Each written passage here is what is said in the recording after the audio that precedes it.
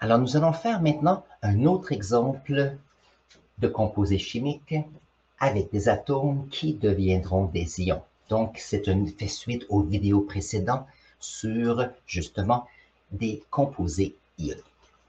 Donc, prenons le premier qui est l'oxygène.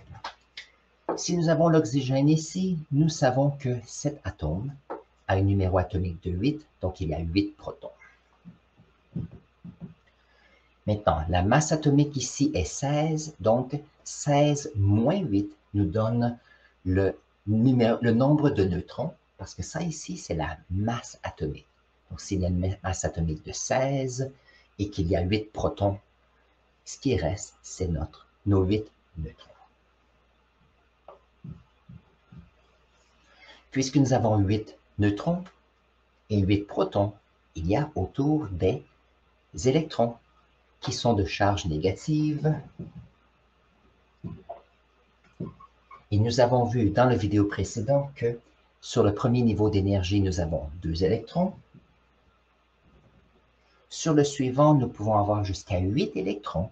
Mais puisqu'on a un total de 8 protons, on doit avoir un total de 8 électrons aussi. Donc, on en a 2 ici, 3, 4, 5, 6, 7 et 8 ici. Très bien.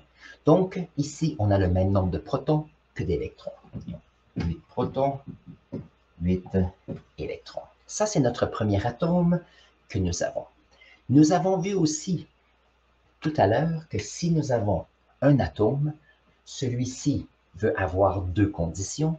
La première, c'est le même nombre de protons que d'électrons. Donc, c'est satisfait ici.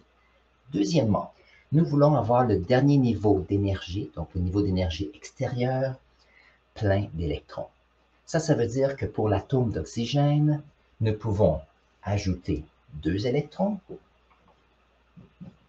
ici pour avoir 8 électrons sur le dernier niveau, ou on peut éliminer 6 électrons. Donc, on veut toujours, en chimie, c'est toujours le plus facile qui fonctionne. Et donc, c'est beaucoup plus facile de trouver 2 électrons que d'éliminer 6 électrons. Donc, si nous avons 2 électrons qui arrivent, ici, on obtient 8 protons et maintenant nous avons 10 électrons.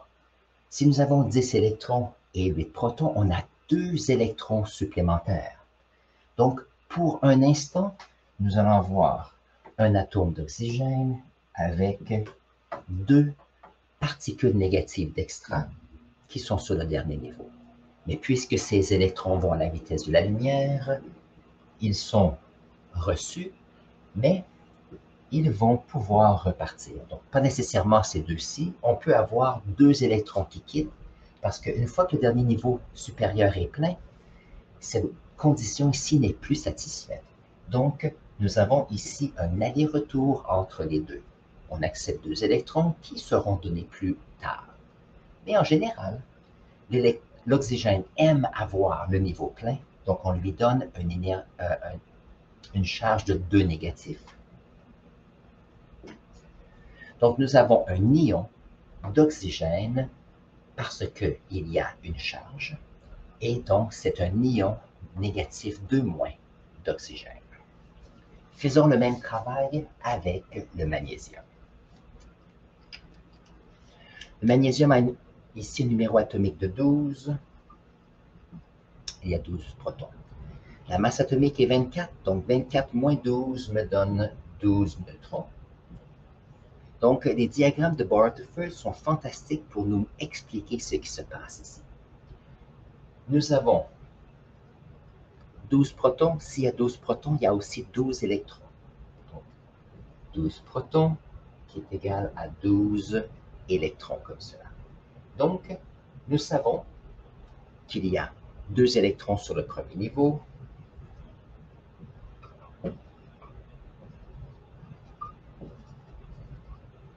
Alors, 1, 2, 3, 4, 5, 6, 7, 8, 9, 10. Nous avons 8 électrons sur le deuxième niveau. C'est le maximum qui existe. Maintenant, après 10 électrons, nous devons en mettre 2 supplémentaires. Donc, nous allons ajouter 2 électrons ici. Maintenant, ce qui est intéressant, c'est que nous avons un atome qui a le même nombre de protons que d'électrons. Maintenant, la deuxième condition que l'atome aime bien avoir, c'est le niveau d'énergie extérieure plein. Ici, il y a deux choix. On a ici le dernier niveau qui a 2 électrons, donc on pourrait ajouter 6 électrons supplémentaires. C'est une option. Deuxième option, on pourrait donner les deux électrons externes, et donc qu'est-ce qui va arriver? C'est qu'on a un dernier niveau d'énergie qui est plein ici. Et ça, c'est fantastique. Donc, le magnésium se dit, je vais les donner. Maintenant, aussitôt qu'il les a donnés, on a le niveau qui est plein. Maintenant, cette condition n'est plus satisfaite. Alors, qu'est-ce qui va arriver? C'est que de temps en temps, le magnésium va dire, ah, j'ai donné 2 électrons, maintenant j'aimerais les ravoir ici. Alors ici, on se retrouve avec un atome de magnésium qui maintenant a donné 2 électrons supplémentaires. Donc maintenant, nous avons 10 électrons. Ça veut dire qu'on a 2 positifs de plus. Donc le magnésium ici devient un ion. Pourquoi un ion? Parce que c'est un atome qui a maintenant une charge, un ion qui est positif. Cet ion positif, on peut lui donner le nom de cation, et l'ion négatif ici, on peut lui donner le nom de anion. Maintenant, si on regarde ici ce que nous avons un atome d'oxygène qui est prêt à recevoir 2 électrons, et nous avons le magnésium qui, lui, est prêt à en donner 2. Alors, qu'est-ce qui arrive? C'est qu'il peut y avoir une relation intéressante entre les deux. Nous allons avoir ce qu'on appelle un oxyde de magnésium. Cet oxyde de magnésium ici aura 2 électrons du magnésium qui sera donné à l'oxygène. Et si le magnésium veut ravoir ces électrons, il peut les ravoir. Donc, on se retrouve avec une matière, une nouvelle matière. Cette matière est un composé ionique.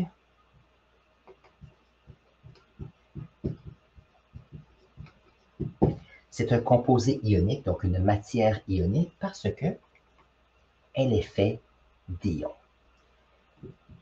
Il y a bien sûr la force qu'on identifie ici, c'est une liaison ionique.